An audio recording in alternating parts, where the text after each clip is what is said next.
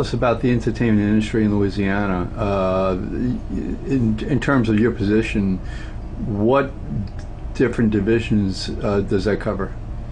Well, my formal title is Director of the Office of Entertainment Industry Development, and that's been actually statutorily defined. And in that office, we oversee the development of the film and television business, the live production business, which has been called Broadway South, but we don't want to call it that anymore, sound recording or music, and digital interactive. So those four areas or sectors of the entertainment industry are within this office. Okay, now obviously Louisiana has always been known for its wonderful music. Why don't you, if you don't mind, just tell us some of the things that are going on in that particular sector? Well, truly, that is probably the most obvious and indicative form of our creative culture, and certainly represents that. And we think that is exactly what we're trying to do, is make a business out of our creative culture. And so if we want to start with talking about the music side of things, I think for one thing, we've always taken our music for granted.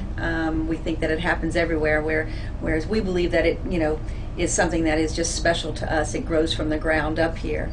And what economic development has done, it has decided to actually create an industry from that, and develop it like any other natural resource. We think of our creative and cultural assets as our greatest natural resource, and music being one of them.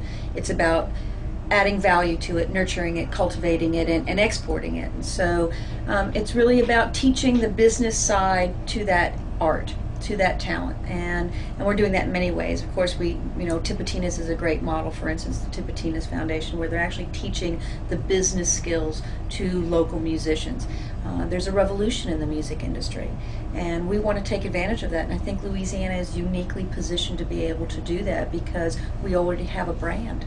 And so if we can teach entrepreneurial skills to every individual musician and teach them how to distribute their products online, they can all be successful business people. They may not necessarily all be superstars, but they certainly can make a living at their trade. And so we're supporting models like Tipitina's Foundation, the Jazz and Heritage Foundation, regional offices that are supporting entertainment initiatives. So it's again bringing those skills to the table. Additionally, there's a convergence in the industry of all these areas. I mean, it isn't just about music over here and then film over here, but and video games or interactive over there. It's about all of them. And so just as there's a convergence in the industry, we want to find ways to converge those different sectors within our entertainment infrastructure. So one of the great initiatives that we're undertaking right now is to get Louisiana music into film.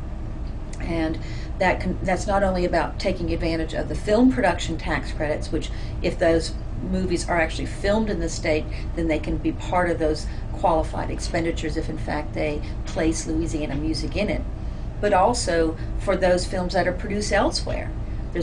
Through our sound recording tax credit program, they can go ahead and actually take advantage and score in the state or license music to film that isn't necessarily even filmed here. So we are again working with our various partners. In the very short term, we're working with G&O Inc. and Jazz and Heritage Foundation with bringing music supervisors in and sharing with them all of our assets, taking them on a FAM tour, and just letting them, making them familiar with all the assets that are out there and showing them that we've got what it takes to get Louisiana music into film.